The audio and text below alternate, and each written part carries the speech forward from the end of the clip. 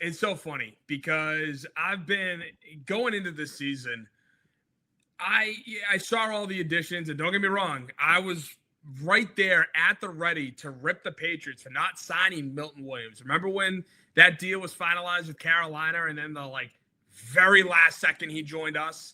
I was ready to tear them a new one. And when I saw the layout and the schedule in June, I've talked about it on my show multiple times. I have the video ready to go, but I said that this was a 12-win team. I said that this was we have such an easy schedule that we should beat all these teams. And technically I had 13 wins. I'm not trying to brag because I did have us beating Buffalo at home initially. And then I'm like, nah, we're not going to sweep Buffalo, at least not this year. I'll see what happens. But I mean, going into the season, Pete, what were you expecting? Did you expect, 10 wins, or did you see a playoff? What was your thought? No, I did not see them making the playoffs. I did not see them getting to 10 wins. I had them at 9 wins. I took the over. Got paid for having the confidence in the Patriots. But yeah, I did not suspect Drake May would be in the MVP running. I did not suspect we would even be in the playoffs. Never mind the Super Bowl. I think, I went on a rant, telling everyone to calm down because Drake May is not your MVP and we're not going to the Super Bowl this year. I said, wrong and wrong, couldn't have been more wrong, right? Yeah. But I'll tell you this, you and the other people who said 12 wins at the time, were called Homer honks, right? And I'll stick with that, though. I think you guys were Homer honks at the tick. I don't know if there was such a glaring I don't know if, or maybe you just saw how bad the schedule was before everyone else saw how bad the schedule was. Yeah, and that was kind of. That's not a credit to the Patriots, No, yeah, exactly. I mean, don't get me wrong. I liked our additions. I liked Milton Williams. I'm pretty sure we had Stephon Diggs by the time I made that video. But like I said, I was just looking at it going, okay, listen. We got Buffalo. We got Burrow. We got Lamar. I gave us losses for those 4 right off the bat. I was like, okay. And then as I'm going through, I'm like, Geno Smith, I had no hope for it with the Raiders, even though I know they beat us. Aaron Rodgers, same thing with the Steelers. I had us, I think going 5-0 or 4-0 before we lost to Buffalo at home. Actually, here, I can show you exactly my schedule right now. And yeah, so I had us going 4-0, then losing to Buffalo, going 8-1, losing to Tampa, beating the Jets, losing to Cincinnati, losing to Buffalo, losing to Baltimore. I had us going 12-5, and that was in June. And yes, I fully accept the Homer honk, but like I said, I liked our additions. I wasn't thinking that Drake May would be a 72% completion percentage passer, a guy who threw for over 4,000 yards, a guy who, like you said, MVP running. I just looked at our schedule and I compared the rosters on paper, and I'm like, I could kind of see us being better than them. And that's how I did it, So, again, I wrote way too early prediction, but I'll float that one around. If we win the Super Bowl, that's going to be my highlight. I'll put all together the whole thing. You just pulled up your schedule. I just emailed you mine so you can take a look at it or pull it up. I don't know how quick you are with the fingers here, but I had them at 9 wins. I had them starting off the season 2-2. I had them starting off pretty bad. So I had them, I had them starting tough, and they certainly did start tough. I did not think they would go on the run that they went on. Some of the latter half of the season, I thought they would go on a 2-game losing streak against the Falcons and the Bucks. Wrong about that. And then I thought, like you thought, Allen and Lamar are going to be a handful, and that Burrow would be a handful. Turns out we didn't play Burrow. It turns out that things turned out a lot differently than they did. But yeah, no, I had them at 9 wins myself. I'll raise the hand and say wrong because it's those preseason takes that you're like, you really hope you're wrong about. You're like, I hope I'm wrong that they don't make the playoffs. I hope that, there it is. 2-2 to start the season. Thought we would lose at Buffalo at the end. Thought we'd get swept by Buffalo, frankly.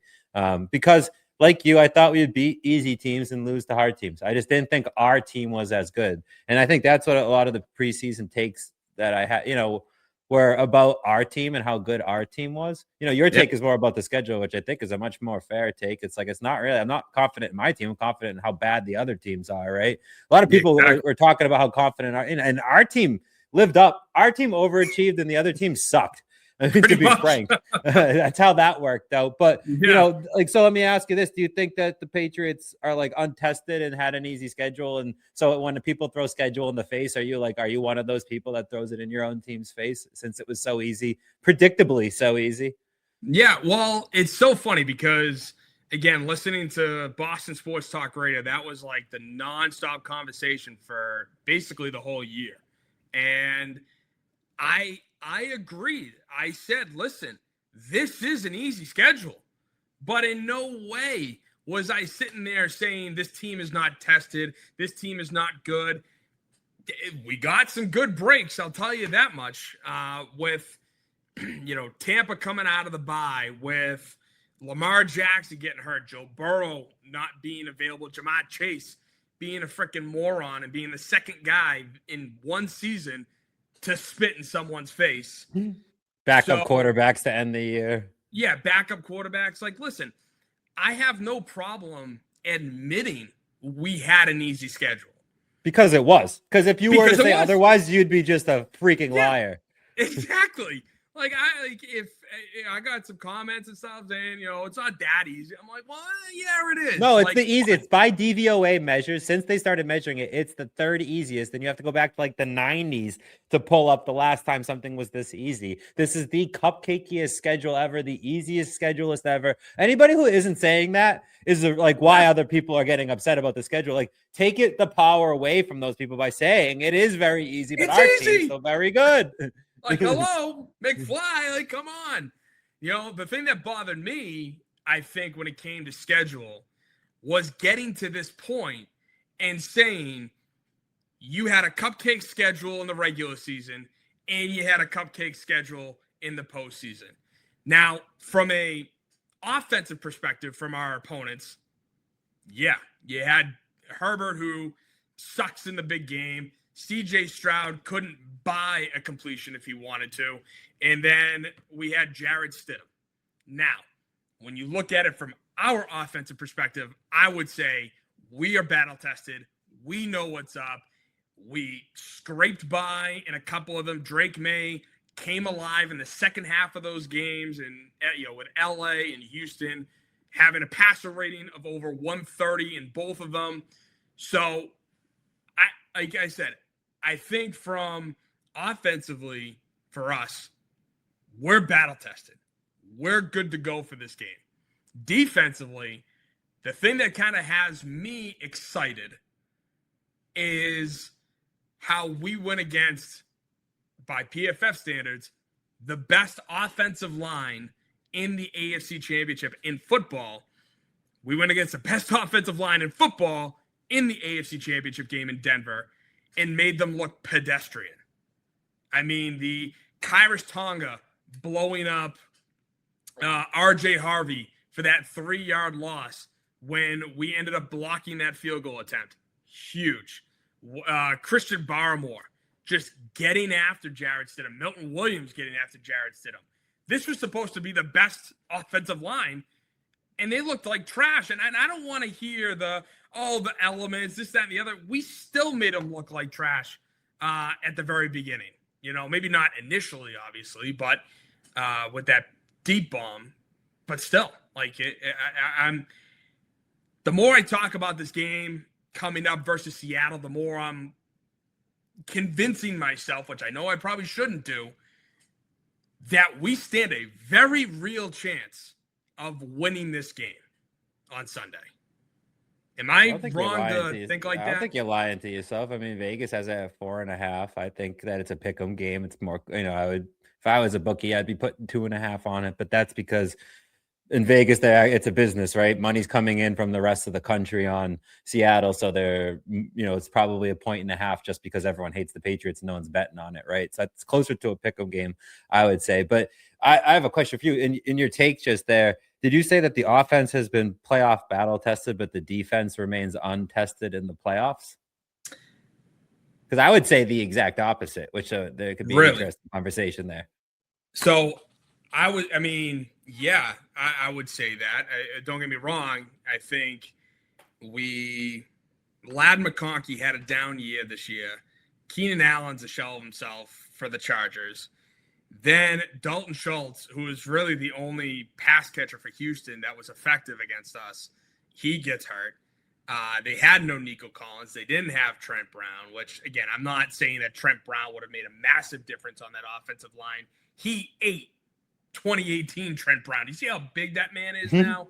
Like, he's huge. He was there. Yeah.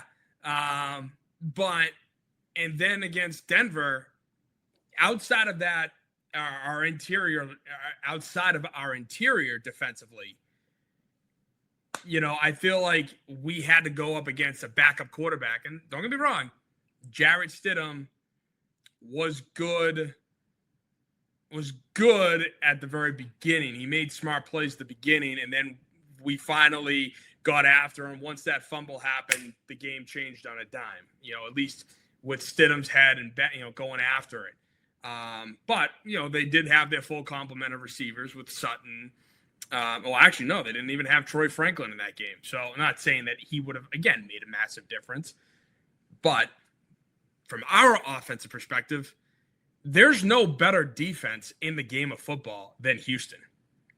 That they were all over the board, at least in my opinion.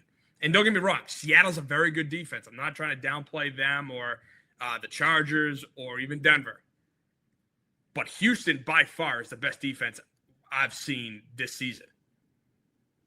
Yeah, Seattle's once you watch Seattle, they'll be the best defense that you'll have seen all season. But I agree with you. Up until this point, Texans have been the best one. I would just say that if you're holding playoff teams to a little over 8 points a game, that your defense is nasty. I agree. 3 points in a playoff game is nasty. I would say making an offensive line that ranks last look like an offensive line that makes last is exactly what you're supposed to do. Making an offensive line that's ranked first look like they're mediocre is also very, like you said, with Denver. Making CJ Stroud, who a lot of teams would take over their quarterback right now, made him look like a high schooler. I don't think that's CJ Stroud. I think that's the defense. Our blitz rate has been cranked up like 15% since we've been in the playoffs, and our blitz has worked all year. They just haven't turned the dial up, right? Like the efficiency remains the same. The frequency has increased tenfold. So I would say that the offense has looked far worse in the playoffs than it has in the regular season. No, it is worse too. I'll take looks out. Is worse in the playoffs than they are in the regular season by any metric you can throw out there. Their efficiency has decreased, right? It has not gotten better. Drake May has played very bad, to be frank, in the playoffs. Some of it's on his offensive line. You have to put some of those fumbles on just getting harassed from the left side. But that wasn't a problem in the regular season. And he got harassed by Myles Garrett. And he's also, for what it's worth, Will Campbell's getting harassed by some of these really, really Hall of Fame caliber edge rushers. So, but it doesn't go away in this one. This game is really hard too. But I think that there's the whole cover 6 thing's been thrown out there. Like Kendrick may not go play against cover 6. What do we do in this game if Seattle's just going to play cover 6 all the time? I would just say the deep ball was something Drake May really relied on in the regular season. We all know that. I mean, yards per attempt, he averaged 8.9 yards per attempt. That's 36th all time. Out of ever. I think that's crazy, right? But then you go to the playoffs and he completed just 34.6 of his downfield passes. He's 0 for 7 in downfield passes with tight windows. His downfield passing has taken a hit, and the counter might just be, hey, you're in the playoffs. You're playing really good teams here, and the weather's been really bad. And I would say, if I'm going to accept that argument, then I have to water down my defensive argument saying, well, the other team's offense also had to play in that weather too. And so it goes both ways, buddy. So you know what I mean? So I would say if I'm more confident in a unit, it's the defense by miles. Oh, listen, and I agree with you. That to me is, one of the keys, obviously, to this game coming up, which we'll get to in a few minutes. I didn't mean to jump ahead. Yeah. No. You're fine. But what I meant is, again, I agree. I have a hell of a lot more faith in our defense than I do in our offense. I maybe I phrased it the wrong way, because what I meant by battle tested was that it's not like Drake May had easy defenses going into this game on Sunday and now is going to face a Houston-esque defense. Like, it didn't go easy, hard. And so all of a sudden he's getting punched in the face. He's been getting punched in the face for 3 weeks. And so this is just another punching in the face. I'm used to this by now. Yeah, no, I agree with that. I get that. Yep. That's kind of the way I'm framing it. Whereas, and listen, the way our defense has been playing, lights out, stellar. When I do my game day grades, I gave the entire defense an A, and then I broke down and gave our interior an A. Like, it was just, they were stellar. And that's what I've done basically, all playoffs, because the way they've gone about it has been huge. It's been massive.